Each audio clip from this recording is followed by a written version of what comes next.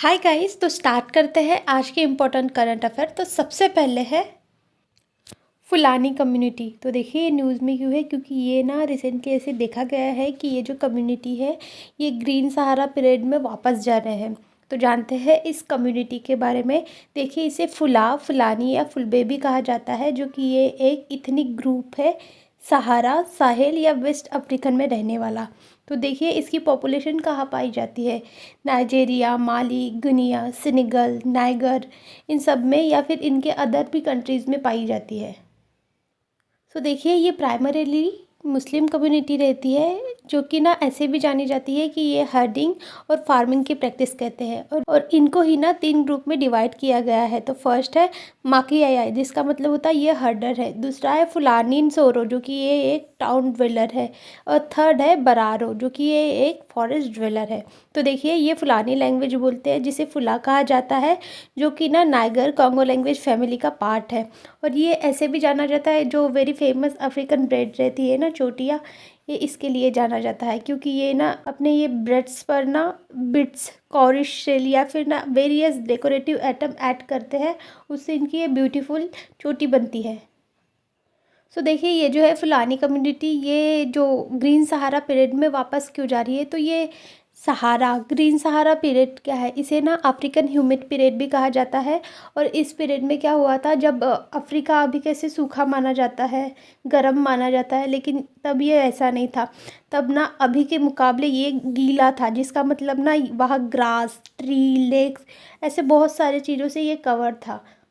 यानी इनडायरेक्टली बोला जाए तो ये अभी ग्रीनर की तरफ जा रहे हैं। और दूसरी तरफ mister Trump Paris climate agreement से बाहर निकल गए हैं। नेक्स्ट है हमारा सृजनम रिंग। तो देखिए ये न्यूज़ में क्यों है, क्योंकि यूनियन मिनिस्टर ने लॉन्च किया है इंडिया का first indigenously automated biomedical waste treatment. कहाँ, वो भी एम्स दिल्ली में। तो देखिए ये एक innovative automated biomedical waste treatment rig है। देखिए ये डेवलप किया गया है CSIR यानी council of scientific industrial research, और इनके साथ मिलके NIIST, जिसका मतलब है national institute for interdisciplinary science and technology. So देखिए ये रिग क्या करेगा, ये ना डिसइंफेक्ट करेगा जितने भी पैथोजेनिक बायोमेडिकल वेस्ट है, जैसे हो गई ब्लड, यूरिन, स्पुटम, लेबोरेटरी के डिस्पोजेबल जो भी रहेंगे वो। और ये ना कॉस्टली भी नहीं है और ज़्यादा एनर्जी इंटेंसिव भी नहीं है, यानी ये जला भी सकता है किसी भी वेस्ट को।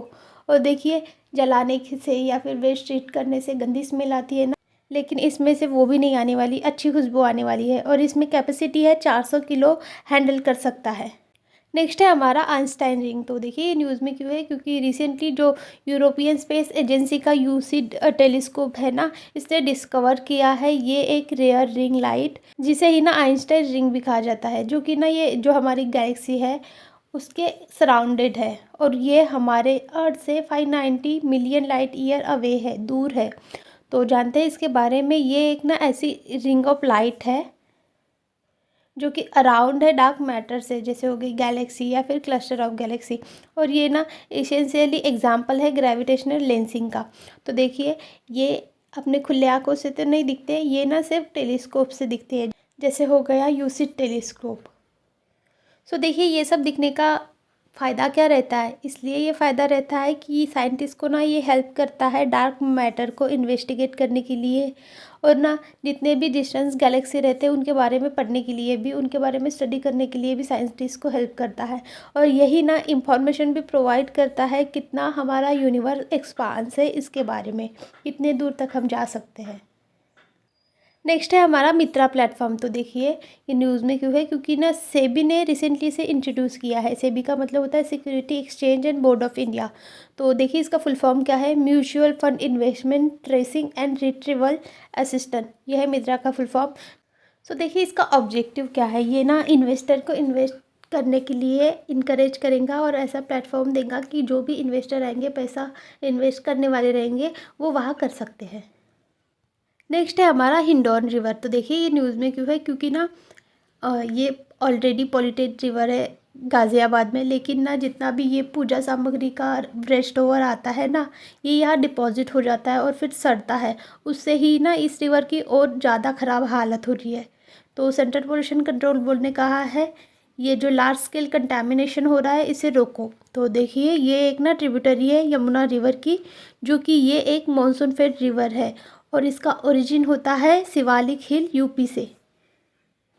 गाइस पेनिनसुलर और पेरिनियल रिवर यानी मानसून फेड रिवर, इन सब का डिफरेंस ना मैंने अपने वीडियो में बताया है, नीचे आप लिंक देख लेना डिस्क्रिप्शन में। और देखिए ये जो ना हिंडन रिवर है, यहाँ पर वेरियस अर्बन, शहरी, एग्रीकल्चर का इंडस्ट्रियल वेस्ट आता है, इसलिए ना इसे गंगा की one of the most polluted river भी कहा जाता है। और देखिए 2015 में ही ना जो सेंट्रल पोल्यूशन कंट्रोल बोर्ड है, इसने कहा था ये जो हिंडन रिवर है ये बहुत ज़्यादा सीवियर ये पॉल्यूटेड हो गई है, इसलिए इसे रेड रिवर का टाइटल दिया था, यानी ये रिवर मर गई और ये अनफिट है इवन नहाने के लिए भी। नेक्स्ट है हमारा डोकरा आर्ट पर। तो देखिए न्यूज़ में क्यों है, क्योंकि रिसेंटली हमारे जो प्राइम मिनिस्टर है इन्होंने ना फ्रेंच प्रेसिडेंट जो है इमैनुअल मैक्रोन, इनको गिफ्ट किया है ये डोकरा आर्ट वर्क। तो जानते हैं डोकरा आर्ट वर्क के बारे में। देखिए इसे ना बेलमेटर क्राफ्ट भी कहा जाता है, जो कि ना इसका ओरिजिन ऐसा माना जाता है कि ये 4000 साल पुराना है। तो देखिए ये एक आर्ट फॉर्म है जो कि प्रैक्टिस किया जाता है डोगरा नागमल कम्युनिटीज़ से, जो कि एक ट्राइबल कम्युनिटी भी है। तो देखिए ये जो ट्राइबल कम्युनिटी है ना, ये ईस्टर्न इंडिया में मेनली पाई जाती है, जैसे हो गया वेस्ट बंगाल, उड़ीसा, झारखंड, छत्तीसगढ़। तो देखिए ये जो है डोकरा आर्ट वर्क, ये इतना इंपॉर्टेंट क्यों है, क्योंकि ना ये इसकी यूनिक फीचर है। जैसे हो गया इसके कोई भी दो पीस सेम नहीं दिखेंगे, हर किसी का एक यूनिक आर्ट वर्क रहता है।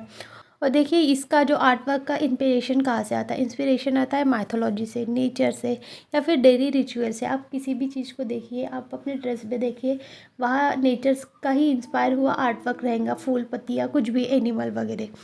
सो देखिए ये जो डोकरा आर्ट वर्क है ये ना कैसे बनाया जाता है, ये जो है ना लॉस्ट वैक टेक्निक, इससे बनाया जाता है। और देखिए ये इतनी ब्यूटीफुल आर्ट वर्क। सो देखिए ये जो लॉस्ट वैक टेक्निक होती है वेरी एंशियंट है। तो ये कैसी होती है, कोई भी चीज़ को पहले मिट्टी से कवर किया जाता है, फिर उस पर वैक्स डाला जाता है, फिर वैक्स डाल लेना तो उस पर जितना भी हमें आर्ट करना रहा वो फाइनली डिटेल किया जाता है, फिर से मिट्टी डाली जाती है, फिर क्या होता है उस मोल्ड को सुखाया जाता है, फिर ना सैंड की लेयर अप्लाई किया जाता है, फिर से उसे बेक किया जाता है यानी जलाया जाता है वो फर्नेस में, और फिर मेटल पोर किया जाता है। और फिर मेटल पोर करने से ना जो भी हमने आर्ट वर्क डिज़ाइन किया है वो वैसे उतर जाता है, और फिर बाद में ना उसे पानी में डिप किया जाता है, और उसके बाद मिट्टी रहती है जो जल गई रहती है फर्नेस में डालने से, वो निकल जाती है, और फिर उससे जो हमारा डिज़ाइन आर्ट वर्क रहता है वो जैसे कि वैसे निकल जाता है, और फिर फर्दर उसे पॉलिश वगैरह किया जाता है। So that's it guys, thank you so much for watching. Video अच्छा लगा होगा तो please like, share, subscribe and follow for more.